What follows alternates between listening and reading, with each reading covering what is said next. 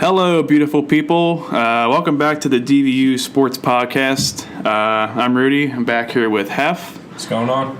And we're here to talk about this week. It's kind of a dry season for sports. There's not really a lot going on, but we figured we'd dive into the MLB domestic violence issue and kind of take that into the how the NFL really has kind of, I guess, set the tone for domestic violence in sports. And then the news coming out about Goodell's extravagant raise. And then go into how if athletes are being paid too much. And, so we'll kind of take it from there. So let's start it off with the MLB domestic violence issue. Okay, so two reports out this week. First, Jose Reyes, who is a shortstop for the Colorado Rockies. He was accused of domestic violence a while back, and now he is just recently, today, it was put out that he was put on administrative leave for spring training. And along with the newly acquired closer for the Yankees, Aroldis Chapman, is the hardest thrower in the league, who is also accused of domestic violence. And apparently the story behind that was he was with his girlfriend or something like that, and he got into an argument with her. He hit her a few times, and then he fired off a few gunshots, which is not at anyone. He didn't shoot at anyone. It's only frowned upon. Yeah, exactly. But still, it's not the best idea to shoot a gun just randomly into the air. I would not encourage that in a public area. No, please don't do that. But this issue of domestic violence in sports, I believe, has really come to the forefront, and who really started that was the NFL with Greg Hardy, Adrian Peterson, and Ray Rice. Ray Rice is the first case that really busted everything open, obviously, with the obvious video surveillance of him actually committing the crime, which gave the NFL no choice but to give him some type of punishment. Sorry, a brain fart there. I was looking for that word. But I just think that it's ridiculous how these athletes are putting their name and careers at stake for something that they shouldn't be doing in the first place. That they it's completely ridiculous that they, first of all, half of them get away with it, and second of all, how do you think that's not going to get out there? It doesn't look good for you at all. If a report like that comes out about you, your whole reputation is at risk right there. Now the names of, for me especially, Jose Reyes, Chapman, Adrian Peterson, Greg Hardy, and Ray Rice are all soil in my mind right now. What do you think about that, Rudy? I think it's just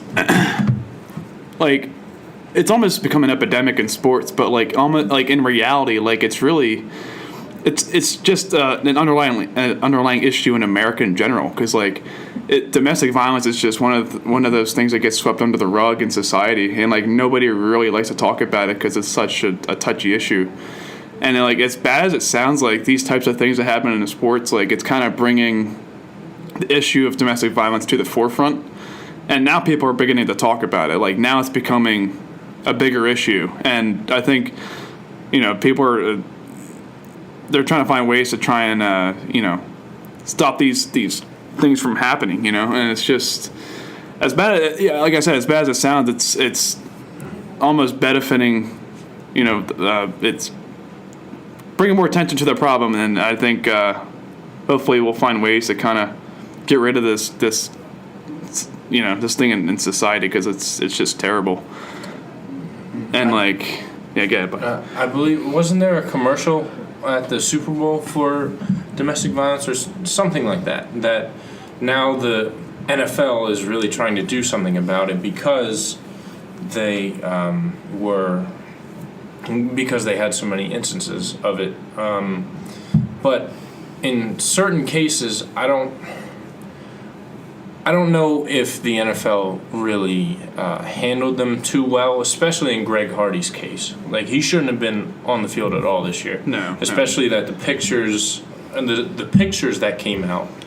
And you can just tell he's just a violent human being. Yeah, like he's really just a is. bad dude. Like, yeah. And shame on Jerry Jones, the owner of the Cowboys, for letting the man play. It's not like the Cowboys were going anywhere this year anyway. Why would you let that guy play on your team? That just brings negative attention to your team, especially with a guy with a report out like that. Just like the Ravens did with Ray Rice. Once that report came out and he was given, a 3-4 game suspension, they dropped him. So they're not his problem anymore. He could be someone else's problem, but now he doesn't play football because of what he chose to do. Sorry. That's just Jerry, like the epitome of Jerry Jones, though, because like the Jerry Jones negative publicity is publicity in general, and exactly. Anything that can get the eyes and ears on the Cowboys, he's going to do it. If the team needs a pass rusher like Hardy, he don't care, exactly.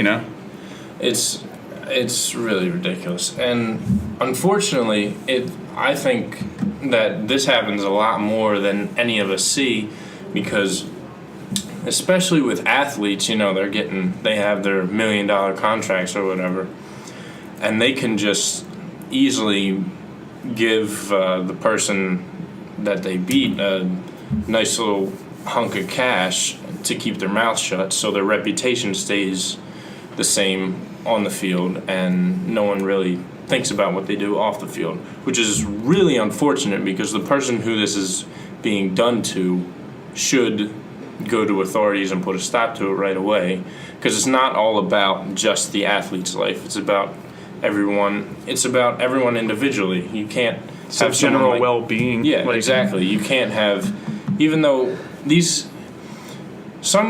some professional athletes can handle their spotlight on the big stage, and some can't. Johnny Manziel. Yeah, exactly. Now we could talk about him. He's a whole nother case. That guy's a train wreck. I almost feel bad for the guy, because as a freshman in high school, who 19, 20 years old, put on the highest pedestal he could have ever been put on, because he won the Heisman as a freshman. Everybody loves the guy. Everybody looks up to him. Everyone's doing his dances. He's got a nickname. He's in Texas, where football is one of the biggest... Basically a religion. Yeah, it's basically a religion in Texas. And you give that spotlight and all the publicity and all that attention to a 19 or 20-year-old kid. If he's not mature enough yet, he's going to take that to a whole new level, and he sure did, and it affected him in an extremely negative way. Not only him, but his family and his professional teammates now on the Cleveland Browns, because that brought publicity into the locker room for not even their starting quarterback. Their backup quarterback was bringing publicity into the locker room that didn't need to be there. And the Browns don't need any more negative publicity, because they can't win football games to begin with. I was going to say, because of their Browns. Yeah, exactly. So I feel like there was a report out a few weeks ago that his dad, Johnny Manziel's dad, said he will not live till 24 unless he gets help. Coming from your father, that should be a wake-up call. That should be concerning to you. That should be concerning to everyone who loves you, all your fans. That's concerning to me, and I'm not even a Browns fan or a Manziel fan. And to a certain point, it's the person's fault, but I believe social media has a very big impact on, especially Manziel's life. Yeah, and even like before this year, like I was rooting for the guy because he went into rehab after last year and apparently got himself straightened out, and it was beginning to become a feel good story, and then stuff like this comes out, and apparently he's showing up drunk to practice, and him domestic violence. I think he hit his girlfriend and ruptured her eardrum or something crazy like that. Yeah. So And now apparently the Browns rightfully so. They're cutting ties with him. Yeah. After all this stuff that's come out. Those are the reports out. You can't have the face of your franchise. Yeah, exactly. He with that kind of taint. What was he? A late first round pick, I believe. Yeah, I think. Yeah. So from what I remember, I mean, I never really had a big expectations for the guy just because of he was great in college, but we've all seen all those guys who do absolutely amazing in college in every sport, basketball, football, whatever, who do absolutely amazing in college and then can't do anything in the league just for multiple reasons, because they're not big enough, not smart enough, not strong enough. He's taken 22nd overall. 22nd overall. So for a guy who won the Heisman as a freshman, you'd think he'd be number one overall, but obviously teams had a negative outlook on him, maybe because he is a smaller guy. I think under 6 foot, not exactly very. He's dead on 6. Dead on 6 foot. Yeah, 6 foot. And he's not super muscular, and he's kind of a scrawny dude. Yeah, and you got linemen who are 6'6", 300 pounds coming to take your head off. So that's you want someone who now. Cam is a whole nother story because he's a freak in nature, but you want someone with a better build than that, and I think that's why he slipped that low. Yeah. But obviously the Browns had some plans for him, but all his off the field problems is really what kept him off the field, and it's really upsetting to see that happen to someone. Yeah, especially with a guy. I mean, the guy has talent. Yeah, he has. But the problem is you watch even some of his best highlights in college, he the way he played the position of quarterback was just really reckless and just scrambling and just a lot of improv, and that's just not going to fly in the NFL exactly. Unless you're Russell Wilson. Yeah, that's something. That's something I think you can get away with in college, like RG3. He ran all over people in college. Yeah. Cam Newton did the same thing, but he's bigger than everyone, so he can do that. Unfortunately, in the NFL, you take one bad scramble and you get hit hard like RG3 and you're done. Yeah. That's the unfortunate part. Or even look at a guy like Vic, who was such a weapon, and just over the years. Well, I mean, the dog thing didn't really help. Yeah, not at all. But there's a guy who's suffered injuries over the course of his career, and now he's just he can't produce the same way he used to. Exactly, which is again unfortunate, and another guy affected by off the field problems. Yeah, not domestic violence, as we all know, but something not very good either. Now, the other thing that we wanted to talk about was how throughout the whole season of the 2014 NFL season, the Adrian Peterson and Ray Rice, and I think a little bit of Greg Hardy's case came out there too. This just came out about Goodell, that for that year, 2014, his regular salary is $3.5 million, which is pretty high. It's okay. He makes a nice living. He's done okay. But for compensation for all of his, I guess, troubles in dealing with all of these people, all of the domestic violence cases, he was paid an extra $26 million for basically that million, emphasis on the million, for Dr. Evilface. And the article says exactly this.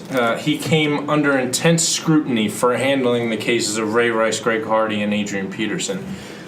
as a commissioner of a sports league, that is your job, to handle cases for people who don't follow your rules. That's your job. You should not be given commission for doing your job. Not to mention you tried to hide. Exactly. You tried to hide it. And let's not forget that. The only thing that kept him from hiding this was the video of Ray Rice in the elevator hitting his girlfriend in the face and knocking her out. They should have gave the raise to TMZ for releasing this stuff. Yeah, exactly. Like, it's absolutely absurd that he was paid in total for 2014. 2014, he was paid $34.1 million for doing his job that costs $3.5 million. But the league, I don't know who makes those. Maybe he makes those decisions. Maybe he said, I deserve an extra $26 million. I would think he would have to go through some type of board to get that approved. Oh, absolutely. But, like, I'll never understand it. It's your job as commissioner to keep your players in line. And if everyone and you were doing a poor job. Yeah. It's not even like you were doing everything in your power to, to help these things along. It's just you were the whole time you're scraping these things under the rug, to save the face of the league and your own face. It's like, come on, I don't understand it. It's ridiculous. You try to cover it up, then you nail 5-6 people for it, and then you put out a commercial saying to put a stop to it, which is good. I'm not against the commercial. Say put a stop to it because you need to put a stop to it, but that's just to restore the face of the league, though. I mean, exactly. I hate to say it's in goodwill, or it's not in goodwill, but it's like, oh, now it's convenient. Now football is family. Now exactly. Family matters in football. Yeah. Come on. Now you caught us red-handed, and now all of a sudden, we care. Get out of here. It's absolutely ridiculous. I don't know. I've never heard of someone being compensated more money for doing the job that they're supposed to do. And I guess that's just how the NFL runs itself, and how they're all about making money. So, everything's about making money. Yeah. And what's crazy is that 26 mil is probably chunk change to the league. Yeah. That's exactly. We'll just give you this. With the weekly fines they give out to people for the most ridiculous things, they make crazy amounts of money on the stupidest things. But I guess they're the law, so everyone unfortunately has to listen to them. But moving on, because that topic makes me heated. Let's talk about more people who are overpaid. Recently, I don't know if you guys know, but a baseball player by the name of Jose Bautista, who is a right fielder for the Toronto Blue Jays, at 35 years old, he is asking for a contract that values at 5 years for $150 million. He's 35 years old.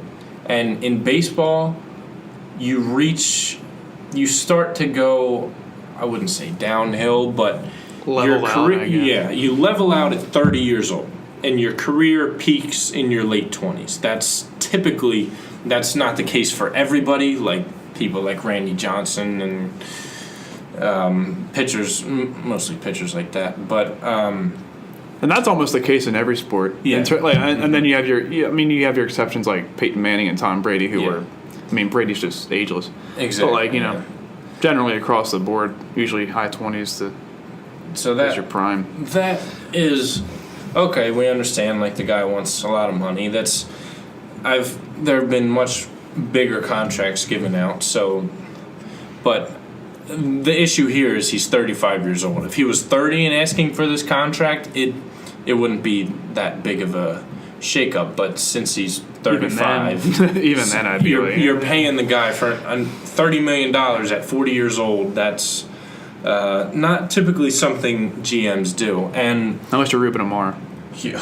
Get me started on Hoop. Yeah.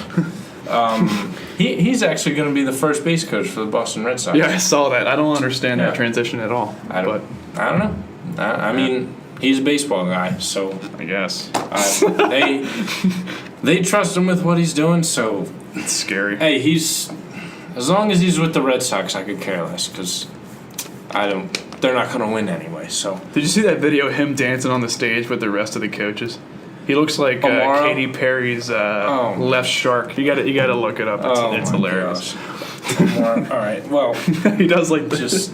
just glad he moved on from Philadelphia. Thank God. Philadelphia needed a change, especially in the front office. But where was I about? Oh, athletes. Sorry. No, you're fine. You're fine.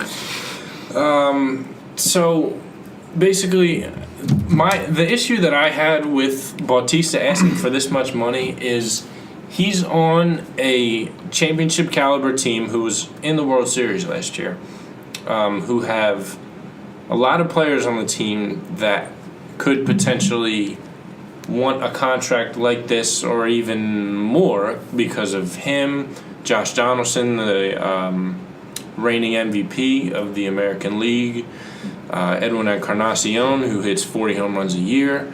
They have a decent pitching staff. They got a few young guys who are probably going to want new contracts eventually, but the 35-year-old veteran is asking for $30 million a year. Now, usually how that happens, how these contracts are constructed is they're end-loaded.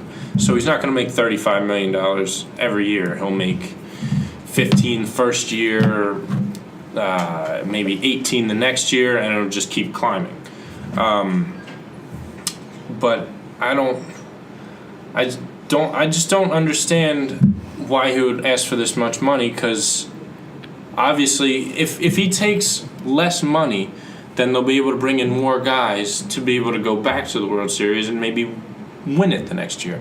Like some guys who I respect for taking pay cuts. We just looked this up before the show. Tom Brady is notorious, or has in the past, taken pay cuts. D-Wade. To bring in more teammates. Dwayne Wade, the year they brought in LeBron and Chris Bosh, I believe it said he took an $18 million pay cut to bring those guys in because he knew it would bring a championship to the city. So that to me shows a characteristics of being very unselfish, saying no, you can give $18 million to the other guy. But does basketball have a salary cap? I don't think baseball does, do they? How baseball is there is a salary cap, but if you go over the salary cap, you pay a luxury tax. It's constructed that way, so you can go over the cap, but you need to pay more money, which some teams do. I know the Yankees a few years back, they were freaking Yankees. They were ridiculous with it because. Yeah, they got like Mark Teixeira. Yeah, their luxury tax, because they went over by a good amount. That's when Steinbrenner was still there. Because that's the Yankee way back in the day. Yeah, back in the day, not so much anymore. But back in the Steinbrenner era, they went over the salary cap, and their luxury tax on going over the salary cap was bigger than the lowest salary cap in the league. So their luxury tax was higher than I think it was the Oakland A's entire salary cap. So they had if you look, they had two teams' salary caps in their front office. One a luxury tax and one the giant cap that they had. So. And that's why we hate the Yankees, folks. Forever and always. Yeah, I don't. But I mean, with Bautista, apparently the guy has leverage because it says here he hit 40 homers last year. Yeah, he batted .250. So it's not like the guy is hitting 15 homers and batting 180. No, the guy is still doing work. Oh yeah, he's an excellent player. Now. And but his biggest thing is he's 35 years old. It kind of surprised me, actually. I didn't realize that he was 35 years old because he doesn't play like it. But he's a guy who spent a lot of time in the minor leagues, and he was drafted in the really late rounds. I think probably lower than the 20th round. The draft pick, and it's a really good story how he made it to the league. But excellent player, but he's asking for a lot of money on a team who's trying to contend and win championships, especially with their new acquisition last year of shortstop Troy Tulowitzki, who 20th round. You go, 20th round pick, and he's for the Pirates, and he's a multi-million-dollar player right now. But with the recent acquisition of Troy Tulowitzki over the trade deadline this past season, first of all, it made the Blue Jays a playoff team, and basically that's what they got. That's how they got to the World Series. I thought they were going to win it. I thought it was over after they got Tulowitzki. But eventually he's going to need a new contract too, and he's a little older, but again, he's going to want a lot more money as well. So he's getting up there in age, and he's going to be looking for a lot of money. So and that's why Tulowitzki's 31, so he's not as old as Bautista, but he's going to get a contract probably, I'd say, till he's 38 to 40 years old, probably over $100 million. So that puts him at $250 million for two guys, and they got 23 other guys to pay. So I don't know. What do you think about that? I think it's interesting because I think if you're the Blue Jays, you got to look at your window of opportunity, and if you're looking within the next 5 years, you got a good chance of winning a championship or a couple of championships. You might think, well, let's give him his $150 million because the guy's one of the biggest parts of your offense and your team. So I think they have that to think about, and is it possible in the MLB to give like a 2-year option? Like after 2 years, you can cut yourself off from the guy. Yeah, I believe you can. They can construct contracts that way. You can. That's how I do it. I'm almost positive you can do that. You can give them a 5-year contract, but 2 years to opt out. So that's sometimes when guys get traded at the deadline at their opt out year. So they get traded and they have a. Still multi-years with the team they just got traded to. So it's not like every time someone acquires someone at the deadline, they have to give them a new contract, which is helpful to the team that just acquired them. Right, yeah. But yeah, the Jays are trying to go back to the World Series, and they got the reigning MVP, Encarnacion, Tulowitzki, Bautista, who all could take up a extreme amount of salary cap, and Bautista's asking for this much money. Now, we all know baseball is everyone gets paid the most out of any athlete in that in any sport. With Giancarlo Stanton, outfielder for the Marlins, recently signing a $300 million contract, which is just thinking about that's just 300. It's you're valuing this person's playing ability at $300 million, which is absolutely insane, but he is a very, very talented player. And I just saw a report out the other day that now they're not saying this is going to happen, but Bryce Harper, the 23-year-old phenom who's already won an MVP, that he could possibly be the first $400 million man, being paid $400 million over 10 years or whatever it is. Which is, again, absolutely ridiculous. I wouldn't even know what to do with myself if I had that much money. I feel bad. Yeah, now, all these athletes obviously have their charity, do their charity work, donate their money and everything, which is great because, honestly, what would you do with $40 million a year? Buy yourself a nice house, a nice car, take care of your family, and then what? I don't know. Well, I think it's required in some guys' contracts to have a foundation that gives back, because you have guys like in football like Deshaun Jackson who has a foundation, but he doesn't really contribute to it at all. It's just kind of there to say he has it. Exactly. That's why I respect a lot of guys like Then you lot get a guy of like Cole Hamels. Yeah, I was just going to say that. Yeah. Cole Hamels has his own foundation, and him and his wife work it, and all the money, because you got to be careful with what organizations you donate to, because some of the head guys in the corporation take a salary, but Cole Hamels' organization, they take the donations and 100% of it goes to the cause, which is great, and I really respect Cole Hamels and his wife for doing things like that, which is great. And another one is Connor Barwin. Doesn't he do a lot? He does a lot of work in the community, and they've had like commercials for him and stuff. So I really respect Connor Barwin for all the stuff that he does as well. Yeah. He's just a lovable guy in general. Yeah, exactly. On and off the field. Yeah, and it's good to see that, because you got, again, guys using their pedestal for good instead of all the other problems that we discussed earlier. But actually, I think Barwin was up for that Man of the Year, or Walter Payton Man of the Year. Man of the Year. That yeah, I'm pretty sure he was nominated. I think for you're right. Yeah, but yeah, I mean, you got anything else for us, Rudy? Nah. I mean, it's kind of like I said earlier, it's kind of a dry season for the sports. Yeah, I mean, sports area. But Sixers are still losing games. Flyers going to OT almost every night. Drew's still out. Couturier is returning tonight.